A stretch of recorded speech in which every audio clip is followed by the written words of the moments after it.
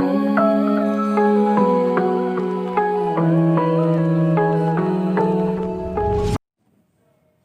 selamat pagi untuk kita semua. Perkenalkan, kami mahasiswa keperawatan Universitas Citra Bangsa. Pada pagi hari ini saya bersama 4 teman saya dan dosen pembimbing kami yaitu Nurse Ista Muskanan Fola, Escape MCAP. Saya akan menyampaikan materi tentang shock hipovolemik. Ya, kata orang kalau tak kenal maka kita tak akan sayang. Baik, saya akan memperkenalkan satu-satu. Di sini saya sendiri, nama saya Dominikus Asmipada, biasa dipanggil Domi, dan teman saya ada Yulia Esther Rahikale, biasa dipanggil Esther, dan yang berikut teman saya Novianti Lalansir, biasa dipanggil Luffy, dan yang berikutnya ada Sandri Nirmala Suek atau biasa dipanggil Sandri, dan yang satu lagi ada Mike Jendriani Leni, biasa dipanggil Mike. Ya, baik. Tanpa memperpanjang kata Bapak Ibu sekalian, pada pagi hari ini di sini saya akan langsung memberikan materi tentang shock hipovolemik, di mana shock hipovolemik adalah suatu kondisi di mana terjadi kegagalan sirkulasi akibat volume darah yang rendah sehingga jantung tidak dapat memompanya ke seluruh bagian tubuh. Terjadinya kegagalan beredarnya darah tadi bukan karena masalah pada jantung, melainkan karena terjadinya kekurangan volume darah yang sangat sedikit atau disebut dengan hipovolemia. Sehingga tidak mencukupi kebutuhan organ-organ dan bagian tubuh yang vital. Kondisi ini sering terjadi pada orang yang mengalami pendarahan seperti pendarahan luar tubuh. Pendarahan luar tubuh tersebut terjadi ketika orang mengalami infeksi, pada saat kehamilan ektopik dan lain-lain.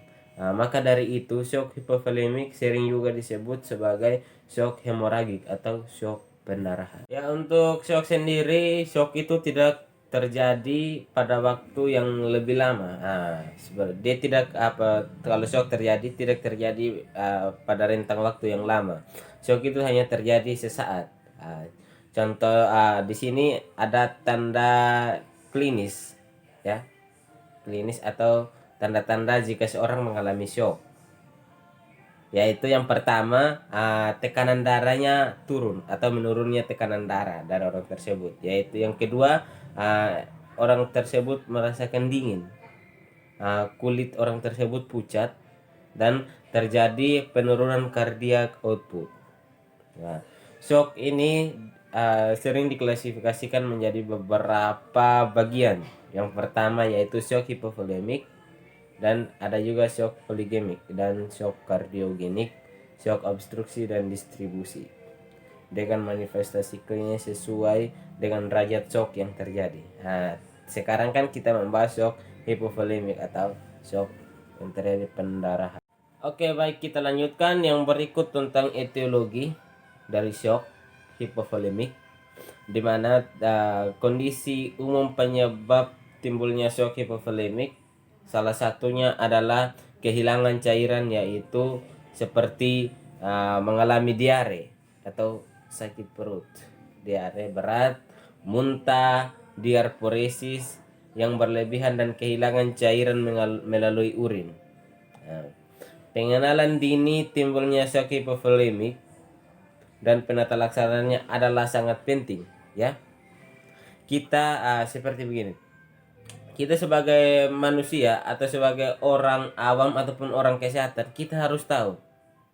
Kita harus tahu shock, apa pengertian shock, apa arti dari shock, apa yang menyebabkan terjadinya shock, supaya ketika keluarga atau kerabat ataupun saudara kita mengalami shock, kita bisa mengetahui, oh ini dia memiliki penurunan tekanan darah. Kalau bukan kalau kita tidak memiliki alat tensi di rumah untuk mengetahui penurunan tekanan darah, kita bisa melihat warna kulitnya. Oh, kulitnya pucat, ya, ini bisa menyebabkan shock, ya. Salah satu dari tanda-tanda dan tanda-tanda tadi yang saya sudah sampaikan pada pengertian shock.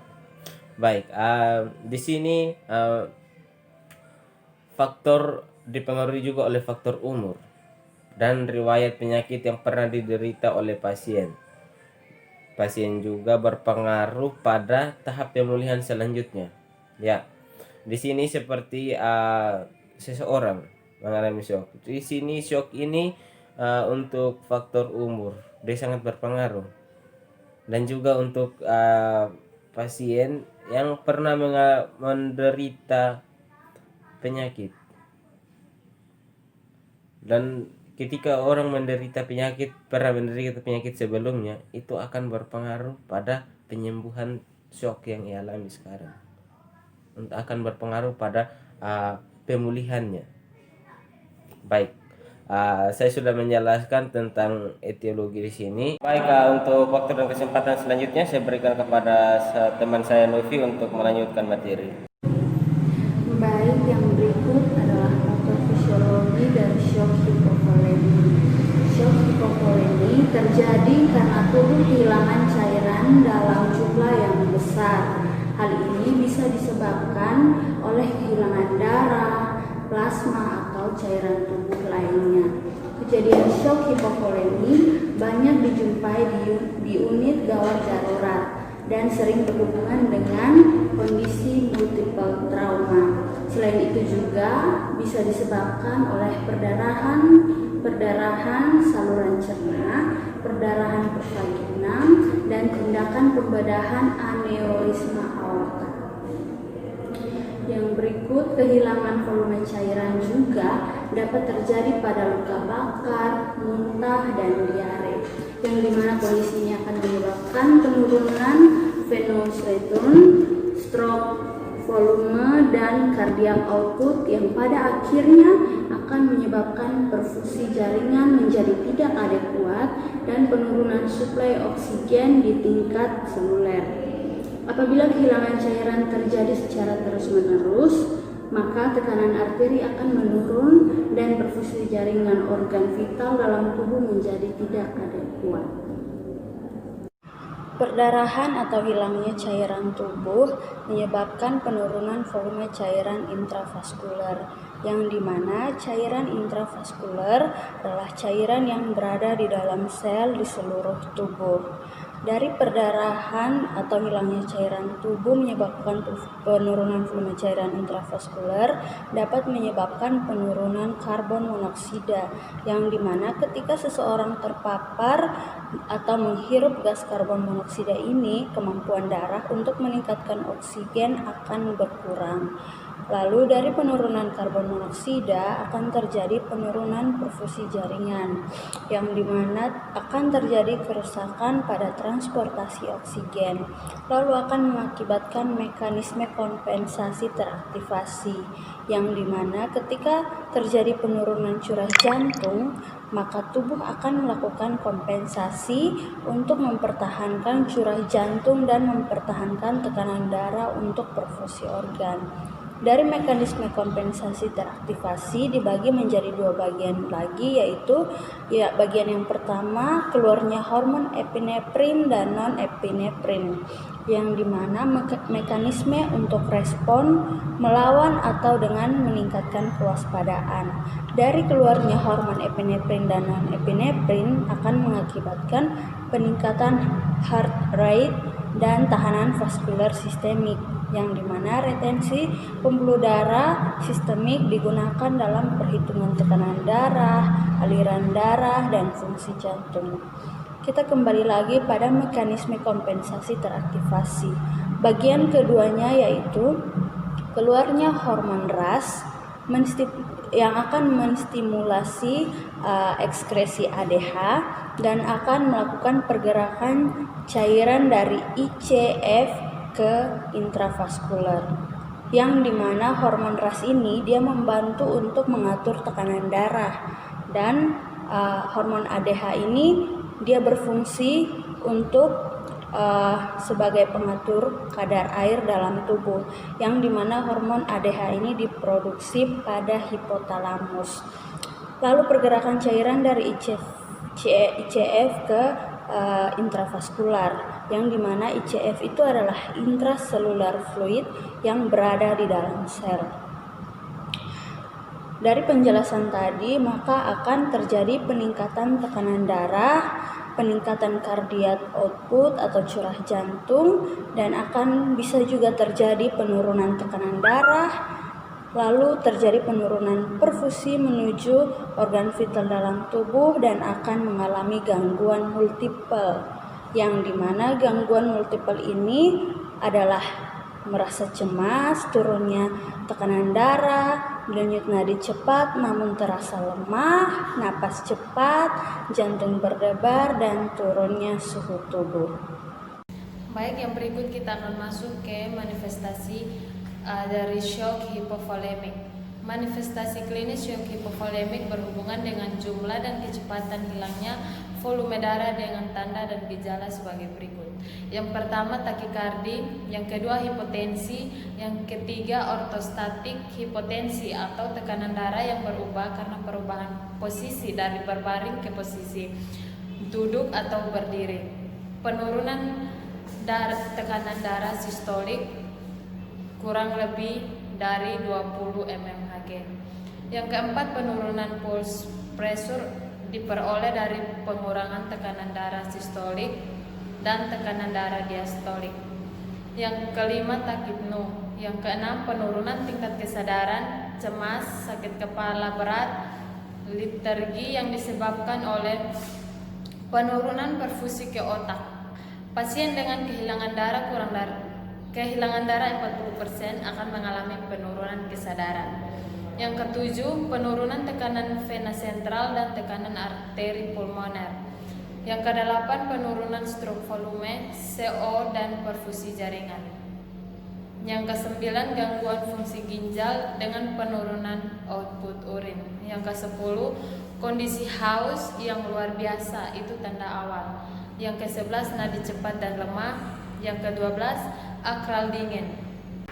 Baik, selanjutnya kita masuk ke bagian yang kelima, penata laksanaan shock hipovolemik. Penata laksanaan pasien dengan shock hipovolemik bertujuan untuk mencegah kehilangan cairan pada tahap lanjut dan berfungsi untuk mengembalikan volume darah yang bersirkulasi. Penata laksanaannya meliputi yang pertama, pertahankan jalan napas, pernapasan, dan sirkulasi. Yang kedua, lakukan seksen jika didapatkan sekret pada jalan napas. Yang ketiga, berikan oksigen sesuai dengan indikasi. Yang keempat, monitor saturasi oksigen dengan pulse oximetri. Lakukan pemeriksaan analisa gas darah sesuai dengan indikasi dan pertahankan defisit arteri lebih dari kurang 6. Yang kelima, kontrol adanya pendarahan eksternal jika memungkinkan, pasang kasa. Yang keenam, jika penderita mengalami trauma termal, maka hentikan proses penjalaran nafas. Yang ketujuh, berikan cairan kristaloid atau darah, obat-obatan secara IV lain. Yang kedelapan, berikan transfusi darah jika pasien belum menunjukkan tanda-tanda perbaikan setelah pemberian cairan kristaloid 3-4 liter. Yang kesembilan, tindakan Rosmat-Cep darah dianjurkan. Yang ke-10, monitor kondisi pasien terhadap kemungkinan terjadinya komplikasi yang berkaitan dengan pemberian cairan kristaloid dan transfusi darah. Yang ke-11, jaga tubuh pasien dengan keadaan hangat dengan memberi selimut. Yang ke-12, pasang monitor jantung jika perlu. Yang ke-13, pasang NGT dan mengurangi distensi abdomen yang berhubungan dengan muntah dan aspirasi. Yang ke-14, berikan terapi farmakologi sesuai dengan order. Yang ke-15, monitor status hemodinamika tubuh. Yang ke-15, rujuk penderita di rumah sakit yang mempunyai perawatan dan peralatan lebih lengkap. Baik, selanjutnya kita masuk pada pencegahan dan langkah-langkah pertama dalam menangani shock hipovolemik. Di sini ada pencegahan primer, sekunder, dan tersier untuk menangani shock hipovolemik dengan penyebabnya adalah diare. Yang pertama, pencegahan primer.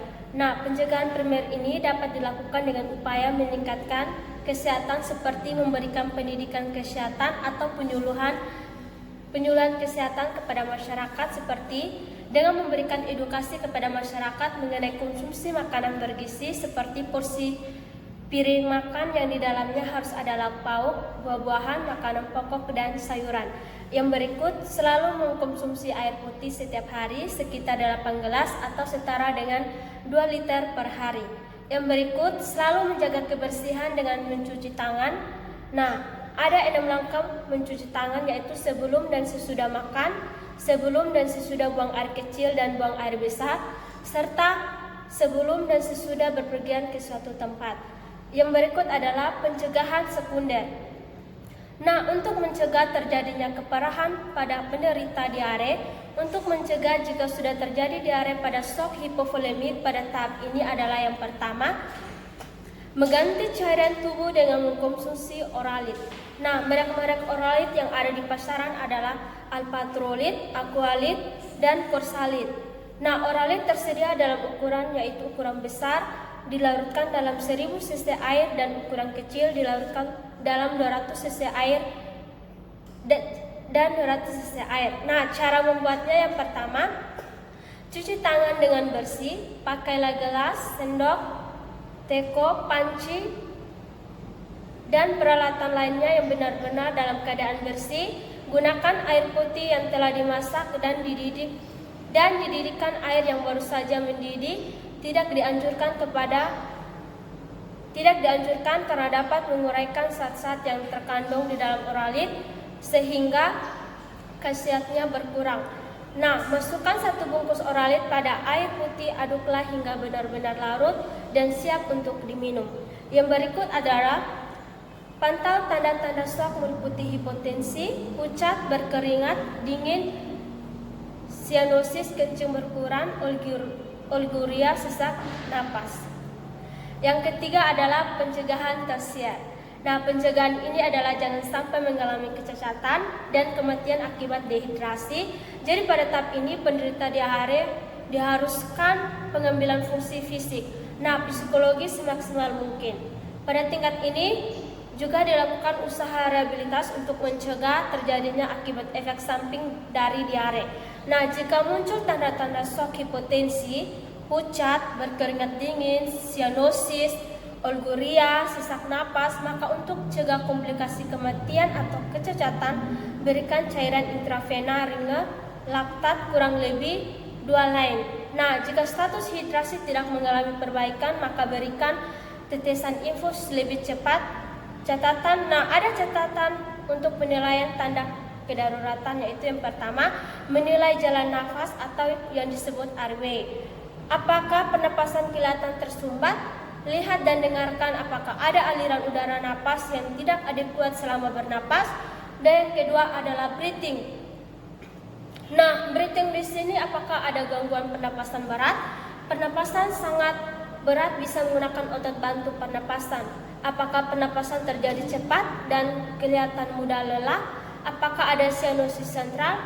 Terdapat warna kebiruan atau keunguan, ada lidah dan mukosa mulut. Yang berikut adalah menilai sirkulasi atau yang disebut dengan circulation. Periksa apakah tangan teraba dingin, jika ya, periksa apakah kapilari refill lebih dari 3 detik. Tekan pada kuku ibu jari tangan atau ibu jari kaki selama 3 detik. Nah, sehingga nampak berwarna putih. Tentukan waktu dari saat pelepasan, tekanan hingga kembali ke warna semula seperti warna merah jambu. Jika kapilari refill lebih dari 3 detik, periksa denyut nadi, apakah nadi tersebut lemah dan cepat. Jika denyut nadi pergelangan tangan kuat dan tidak terlalu cepat, maka tidak mengalami shock.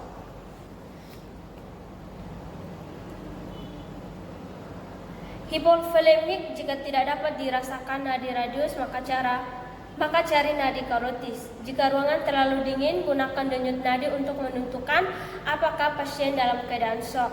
Yang berikut adalah menilai koma atau kejang, yang disebut dengan convulsion atau kelainan mental lainnya. Di sini ada beberapa pemeriksaan, yaitu periksa tingkat kesadaran skala AFU, yaitu periksa sadar, memberikan reaksi pada suara atau voice, memberikan reaksi pada rasa sakit atau pain, tidak sadar atau unconscious. Jika pasien tidak sadar, coba untuk membangunkan dengan cara berbicara atau menguncangkan lengan pasien. Jika tidak ada reaksi, tanyakan kepada keluarga apakah mempunyai kelainan tidur atau susah untuk dibangunkan. Nah, lalu memberikan rangsangan nyeri kepada pasien, apakah pasien berespon atau tidak. Jika ada respon, maka pasien berada dalam keadaan koma dan memerlukan pengobatan gawat darurat. Yang berikut adalah menilai dehidrasi. Apakah mata cekung? Apakah turgor kulit kembali sangat lambat? Lebih lama dari 2 detik. Cubit kulit dinding perut pasien pada pertengahan antara umbilikus dan dinding perut lateral selama 1 detik dan kemudian lepaskan lalu amati. Baik, itu saja yang dapat saya sampaikan.